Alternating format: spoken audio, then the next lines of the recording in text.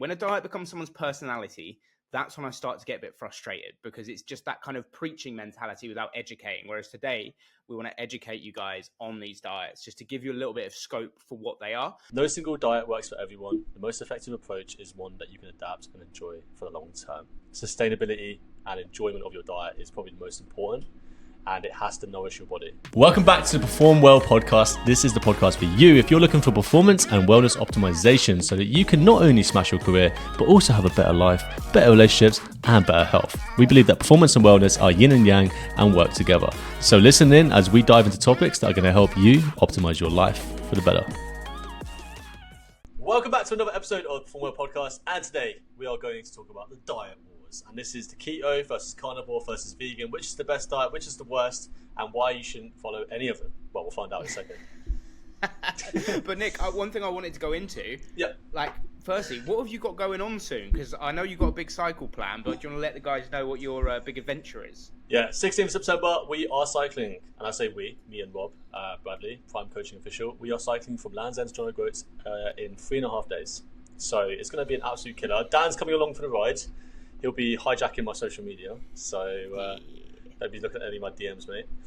And obviously, when me and Rob are absolutely toast, Dan's going to jump in and show us how great he is on the bike, essentially. Are you looking forward to it? That's the question. Mate, I'm so excited for it as well. I think it's going to be such a great opportunity over the course of the week. One, to showcase how hard you guys have been working on this. And secondly, it's for a great cause as well. You're raising money for the Hampshire and Isle of Wight air ambulance, which if you guys can go and donate, then please do. These guys here, please get over and donate. I'm excited to be a pacemaker rather than having to worry about doing like triathlons and doing it for myself. I'm excited to just give you guys that like push along, mate. Yeah. It's gonna be like doing my spin classes back in the day. What's your average speed? My average is about 28 to 30 miles. No, kilometers an hour. Kilometers an hour. Don't do kilometers an hour. What's that? It's 1 mile to 1.6k in it, so that would be about 24, 25, no, less than that. 23 miles? 22 miles, 22, 23. I can't tell off the top of my head. No, because it's double that. That would be, what, 18? 18k, 18 miles, sorry. 18 miles, 27, okay, yeah, that's normal. Yeah. On flats? So, no, I across as an average, so it depends on... Mate, you'll see my speed up the hill. I'm fucking quick up hills. Yeah. But yeah, today we want to talk about diet wars. We want to go into a little bit of a deep dive because there's been a hell of a lot of controversy across social media recently. And there's a lot of carnivores coming back to balanced diet. There's a lot of ketos going to carnivores. There's a lot of vegans coming out of the woodwork. So like, what is the best diet and kind of where do they all stand? So we're going to unpack each of them today and just give you a little bit of an overarching, like, our opinion on the matter as well. Now, before we dive in, Dan, I've got to ask you a question. Go on. If you could only pick one of those diets, which would you pick? I'd go vegan. Right, okay. We're going to find out why. We're going to find out why today, aren't we? So, well, yeah. Let's break them down. So let's start with the keto diet. So we're just going to go for a little run through. So anyone listening doesn't know what we're talking about or wants a little bit more idea, what's the difference between them? Keto diet is a diet that prioritizes high fat, moderate protein, and very low carbs to enter ketosis, offering steady energy and reduced blood sugar levels. Now, this can lack certain micronutrients if not properly balanced with nutrient-dense foods. Then down we have the carnivore. Carnivore diet relies solely on animal-based foods, rich in protein, iron, and B12. While it provides essential nutrients from animal products, it lacks dietary fiber, vitamins, and antioxidants found in plant-based foods. Basically, this is your Liver Kings. This is where you eat all your raw organs. This is where they do cook their stuff, but a lot of the time it does lack so many essential nutrients unless... For example, people have tried carnivore and they've just cut out like kidney and livers, but you have to eat kidney and livers to get the nutrients that you're looking for because... Mate, I mean, sometimes liver's good. I've never had kidney. I never want a kidney. But finally, vegan diet. I'll let you... which is Dan's favourite diet, according to these three. It's a diet, obviously, that emphasises plant-based foods, offering high fibre, vitamins and phytonutrients, promoting overall health. However, it can lack certain nutrients like B12 and omega-3s, so it requires careful planning or supplementation. And that's the three diets. You know the interesting thing I just want to throw in there very quickly? Do you know one thing that is very similar across all these diets? They all lack something. Like they all lack something. Like, and when you think about that, it's just like, why would you choose a diet that already puts you in a negative starting position for a certain trade-off? Granted, like you'll get amazing amounts of protein from carnivore, and we talk about trade-offs all the time. While Nick dies. I'm so sorry. Just sucked it down your window. I'm wearing these aligners braces now, and honestly, when you drink water, they like channel the water into the back of your throat in a way that I'm not used to. I can't stop drinking like an idiot. Right, carry on. So yeah, you're always losing out on something. Now we're going to go through again a little run through of each one. What are the benefits of doing each diet? Why maybe one of them could be useful for you? But again, the overarching thing with a diet is an adherence strategy. And what I mean by that, it's a strategy used to make your life easier when it comes to retaining in a calorie deficit or trying to lose weight. Because diets are normally used either towards performance benefits or they're used to weight loss benefits. And you know what? So two kind of ways you can go. You know what I'll touch upon very quickly as well before we dive into this, because a little while ago, maybe a few months ago, we had a little comment on our YouTube channel from a guy who says, humans are not omnivores. Humans are not omnivores. Now I'm like, mate, first of all, are you an idiot? Like, I'm gonna put it out there, plain and simple. If you don't think that we are omnivores, like you think we're carnivores based on the teeth that we have, you're an absolute nutter. There's no way in hell that we can only eat just meat. We have molars, premolars, we have a stomach that can digest vegetables to a certain degree. Yes, we don't get all of the bioavailability out of them, but we do get some. We have evolved to eat all of them. So if you're someone listening and you think that we are a carnivore or we're not a carnivore, shut up. We have the ability and the flexibility to eat anything we want. We are the most adaptable species on the planet, okay? And we can eat a lot of things. And so that doesn't mean we need to eat a lot of things, but we're going to talk about it. Just want to put it out there. And I'm sorry, but if people are throwing out the teeth debate as well, we have knives and forks for a reason.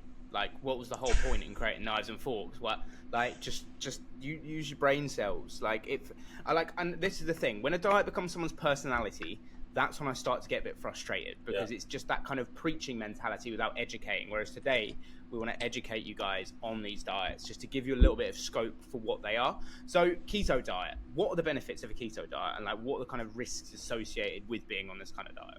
So look, there are some benefits with these diets, no doubt about that. And if you do them properly, you can actually get a lot from them. Keto really does support weight loss through blood sugar control primarily and improving metabolic health, but it may also increase the risk of cardiovascular issues due to high saturated fat intake if not managed properly. Okay. Carnivore diet can sometimes sound very similar to keto diet. However, there is a difference, and that is it is claimed to reduce inflammation. It is also claimed to improve gut health by eliminating plant-based irritants. However, once again, it can also carry the long-term risks like heart disease and nutrient deficiencies due to its restrictive nature. And then Dan's favorite diet? Oh, vegan diet, yeah. So vegan diet is, well, I like the vegan diet. One, I will throw in there that I have a bit of bias because my partner's vegan. But, so, yeah, I understand this one a lot better because I have it practiced week on week. But it's linked to lower risks of chronic diseases such as heart disease, your diabetes, your cancers. However, there's a risk of nutrient deficiencies if the diet's not well planned. So planning, again, with all these diets, planning is essential. When we're talking on a vegan diet basis as well, it is planning in your protein, because I always say to anyone who is vegan that you realistically want to eat 20% more protein than what you calculate initially, because you have to factor in the bioavailability of the food you're eating. And that means basically when you eat, for example, a block of tofu, the protein that you find in that is wrapped in fibrous material. We don't break that fibrous material down very well. It takes a long time to break down. So you need to factor in that some of the protein also won't be digested during that point in time, and you will lose about 20%. So you have to factor in like a buffer in it. Just a little like strategic point that I want to throw in the mix of that. Perfect. And as we just discussed as well, like every one of these diets requires careful planning. Like a balanced diet, which is what we truly believe is the best outcome, doesn't require careful planning as much, because you're going to get all the vitamins and minerals you need if you balance your diet. If you go through this route, I'm not saying keto is going to cause you heart disease, or carnivore is going to cause you heart disease, or vegan is going to make you an anemic, like frail person, but if you eat and carefully plan it well, you can actually use these diets to your advantage, and they will be healthier than a balanced diet that is not balanced with good food, generally. But I agree completely. Yeah, but the problem is people don't do that. people eat like shit. You guys, like, I'm not saying you guys, but you know, a lot of us, including myself and Dan, we do eat shit food sometimes, and we do eat a little bit of badly planned food, and that's fine. You know, we're not going to be perfect specimens of health, and I think if you're looking in the broader context of diets, your social life is just as important for your health as your food. And if you are going to restrict yourself to the point where you can't go have dinner with your friends or loved ones, and you eat alone, and you start to feel bad and isolated because of that, that is a massive detrimental effect on your health, and it's been proven that loneliness can cause early death for people as well. So we need to address the whole picture. Apologies for interrupting the podcast. We know you're getting fully engrossed into this episode, and we really appreciate you stopping on the video on YouTube or on Spotify if you found us through one of the search pages. Make sure to leave a review and a subscription if you haven't already. But we just wanted to interject a point here that me and Nick have 15 years of coaching experience between us, and it's only getting better as we've got better guests on the podcast. The only way we can do that, though, is with the growth of our program that we've just released. We've got a 12-month Perform Well program, which has just dropped, and we'd love you guys to get involved in it. If you want to know more details, make sure to head to the description, as we've got our website in there, which can give you a full overlay of the program. We're looking to help career-driven professionals, entrepreneurs, small business owners, and anyone dominate their life by improving their lifestyle. Me and Nick like to claim ourselves as experts in this area, and if you want to check out some of our other transformations, I'm sure you do. We've got some amazing people who have performed so well off the back of this program. Have a cracking day, and we really appreciate your time. Let's get back to the podcast. Yeah, it is seeing that kind of ideology of everything as well. Like, we can focus in on the devil in the detail, but to be totally honest with you, a lot of people who watch this podcast, you guys are going to be extremely busy. And if you're trying to factor in balancing a carnivore or keto or a vegan diet into your lifestyle, unless it's due to health choices or ethical choices, which is your choice at the end of the day, if you're doing it to lose weight, and specifically for that reason, you're probably going to find it quite difficult, because you're going to be spending time, you know, being very career-driven, working on your work. You're probably finishing late, and then you'll be turning around and be like, oh, but I haven't planned a meal today. So the easiest thing to do is just regress and order a takeaway. And then we're having high-calorie dense foods. You're not losing the weight you want. You're not getting the muscle tone because you're not having protein. It's just a downhill spiral from there. But on the topic of kind of how it impacts things, environmental impact. So a lot of these diets as well, from a perspective of, you know, Greta Thunberg would love this. It basically is the environmental impact is very different between these three. When we talk about keto, it can have a high environmental effect, especially if it's meat heavy. So any diet that's very meat heavy has a high impact on the environment, because you have to produce a lot of animals, and by producing a lot of animals, we use a lot of energy to produce those animals. So thereby we end up having to produce more fossil fuels, use more pesticides, XYZ, and it also costs the country a lot more money, funnily enough. But it can be obviously adapted to a more plant-based one, but when you go more plant-based, you go more vegan. And you can have some sustainable protein sources in there as well for keto. You are probably saving money on carbs, but I'll be honest, carbohydrate products are normally the cheapest. So, you know, we can see it from that perspective. What about the environmental impacts of carnivore? This is where it kind of flips the coin a little bit. I mean, it's similar in regards to obviously animal products, right? Because carnivore is basically an animal prey-based diet, right? Typically has a large environmental footprint due to the high reliance on animal agriculture, which can lead to significant greenhouse gas emissions and resource use. Now, vegan diet, on the other hand, you know, if you've seen all the documentaries and you've read your papers on it, has been shown to have a better effect on the environment in terms of land usage and greenhouse gas emissions. Now, does that mean that we shouldn't eat animals? This is a debate for another topic, really. But it does raise the question of, should we be eating as much meat as humanly possible, or should we balance to a healthy environment and also get all the nutrients and fiber that we need to also live and survive ourselves? And I think it's an important topic to address, because we do live in a world, regardless of what you believe of climate change, I'm not even going to go there, right? It is important to address, because we do have limited space on this planet. We do need to think about how we're using it, and yeah, very important. And also that leads on to sustainability and practicality of it as well, because again, I said the kind of audience that we've got here, you guys are very busy people, you're career-driven people, you're looking to try and find ways to fit it into your schedule. Some of you guys work shift work, some of you guys are working till 9 p.m. How can these diets actually get into your lifestyle and be useful for you to try and actually see the progress you want to see. Again, we're not advocating any of these diets for you to do. We're just giving you the information here to make your own decisions at the end of the day. I don't think I've ever actually once put anyone on a keto or a carnivore diet, to be totally honest. I've done low carb with someone before to meet weight. That's the only one I've ever done. I'll hold my hands up to that. Vegan diets I've tried myself before, and I eat vegan meals now, so I'm totally cool with that one. Yeah. But in terms of sustainability, we've got our keto, which requires careful management and planning. And it can be very challenging and it can be quite expensive, but it's very difficult. And this is where it's important that we have to factor in that food and eating is also a social habit. And when you go out for meals, the likelihood of you finding something with no carbs in it is very, very, very, very challenging. Very challenging. And a lot of the time your mates are going to be having it. You've got to bear in mind that carbs are also in like beer. So you can't have a beer. So that kind of stuff goes out the window, the stuff that you socially enjoy, and it's like a little nice, part of your life. You have to take that out. So it makes adherence very, very difficult. What about carnivore? I mean, so carnivore, carnivore is something that also lacks flexibility, very similar to the keto diet. Quite socially hard to adhere to, because if you think about it and you go to a restaurant and you're just eating meat and eggs and liver and whatever,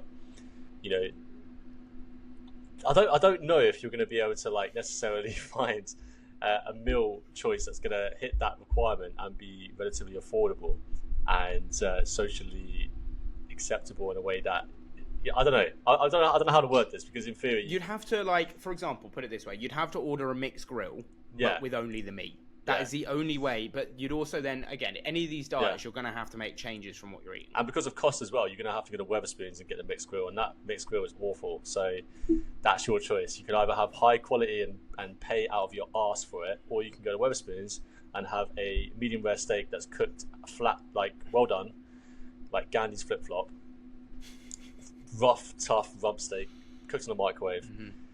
What is that? What you want? Is that a carnivore diet? Come on, guys. Let's be It's real such here. an expensive diet, mate. It's so expensive. Unless you're like bulk buy. And actually, I'm going to throw something in really curious here. So, I don't know if I said this on a previous podcast, but I had a client who managed to get all their meat quite cheap, and their meat came from M&S. And where they got their meat from, and this only came out towards the back end of training them, they got their meat from someone who used to steal produce from M&S and then sell it out of a black bin bag as they came and approached these different places they had, like, their contacts. It's basically like meat drug dealing at that point in time. That is the only way I could see a carnivore diet being viable from a financial perspective. For most people. For most people. For most people.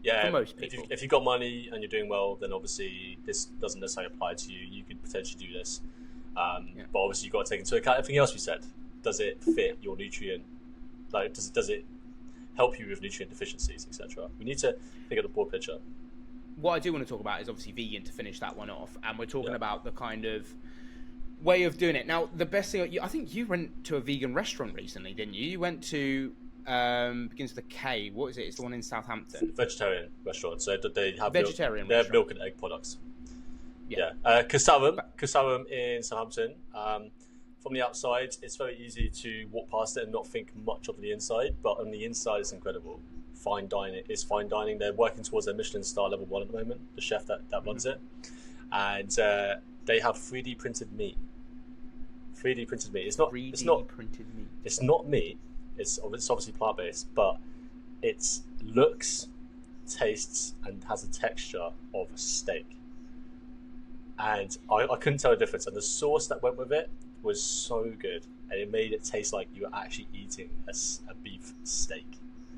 And I was like, I was cutting into it, and it had the fat on it that you have to cut through, and it tasted like it, and it was insane. I've always been against 3D printed stuff because I think it's just unnatural, but it was an experience. It was an experience to try it, seriously. This is the thing. This kind of stuff makes vegan diets easy to adhere to too. And me and Eleanor, the only time when we went away and we had a problem with the kind of getting it into finding vegan diet places. Big tip for any vegans out there: if you haven't downloaded it, there's an app called the Happy Cow app. If you download that, it can tell you what restaurants sell vegan meals. What? Socially acceptable to eat. Yeah, it's called the Happy Cow app, and you just go on the app and it tells you what restaurants. It gives you reviews for restaurants. So even when we were in Lanzarote, it told us places that we could go and eat because of her vegan dietary requirements. It's such a good app. Top tip for anyone out there as well.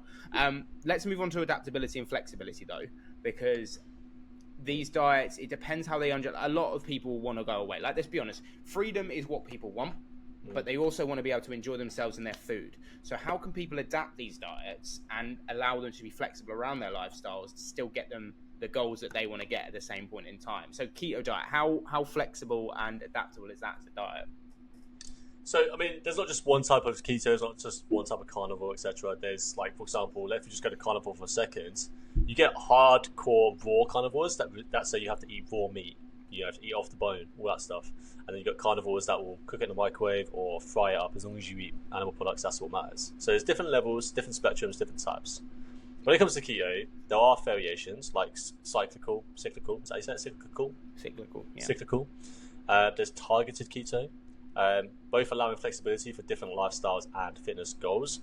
And it can also be tailored to individual needs within the low-carb framework. Now, when it comes to carnivore, Dan, what are we thinking? I mean, so as you said there, like carnivore, with all these diets, we can go to one extreme with them. And carnivore is one of the ones where it's more normalized to be the extreme. You have to do that if you're doing carnivore. Again, adapt these diets into your life however you want. But there is a real lack of flexibility in this diet. It is meat or nothing, essentially. And you have to be able to accept that all you're ever going to eat is animal-based produce. So you just got to be knocking stuff back. And as Nick said there, like if you go to a restaurant, how many people actually want to order just eggs, liver, steak, when everyone else is enjoying, I don't know, spaghetti carbonara with a bit of carbs? Hey, mate, like it. Apparently, Liver King, he stank. He smelled really I bad. have heard that. But then vice versa, same thing with vegans apparently as well. When you choose to eat one type of produce, we give off an odor apparently that shows that we have a negligence in nutrition. Yeah. Very interesting concept, but I can understand it. When I went to Zambia on an expedition, I overheard some people there talking about British people and saying that we smell like sour milk, which is quite interesting because our country has a lot of dairy. We have a lot of dairy consumption here. It's quite interesting that we smell like sour milk. I don't know how true that is. It would surprise me. Like there would be the pheromones coming off from when we sweat as well. But also, we'll finish on vegan very quickly in terms of adaptability. Vegan is pretty easy. Like I say pretty easy from a concept of I can do it myself. If I was to do any diet, I could easily go fully vegan. You just drop things out, and there's so many substitutes out there these days. Like there is normally whole fridge sections in supermarkets. I went into Asda the other day, and you can get this brand called What the Cluck, which is, don't take away our monetization. But What the Cluck is basically an alternative meat source, which tastes like chicken, and a lot of the actual alternative meats now taste really good. About 5 years ago, if you'd have said try vegan, they do taste like soil, but they've started to produce so many more now because the popularity of vegan diet's gone up. Yeah, to be honest with you, they say, there's a lot of vegans that say the vegan diet is the healthiest, but then it's ironic that a lot of vegans then eat highly processed crap. And I'm like, mate, you've gone from one extreme to the other. Like, we're talking about a balanced diet overall. That's what we're looking for, guys. We're looking for balance. We're looking for whole-based foods. We can have some animal products in there. We can have some plant-based sources in there. If you have values that mean you don't want to eat meat or eat vegetables or whatever, that's okay. Just make sure that you adapt your diet to you. There's a quote from Dr. David Katz. I think it says his name right. No single diet works for everyone. The most effective approach is one that you can adapt and enjoy for the long term. Sustainability and enjoyment of your diet is probably the most important, and it has to nourish your body. So just have a look at those things, guys. If you take anything from this thing today, this podcast today, don't get sucked into the cult that is any one diet. Have a balance. There's no right or wrong. Okay. Try it out, just give a perspective. But we appreciate you guys watching. We are going to catch you guys in the next episode, and make sure to obviously tune in for Nick's cycle depending when this airs. Have a cracking weekend, and we'll catch you guys very, very soon. Catch you later. Ciao.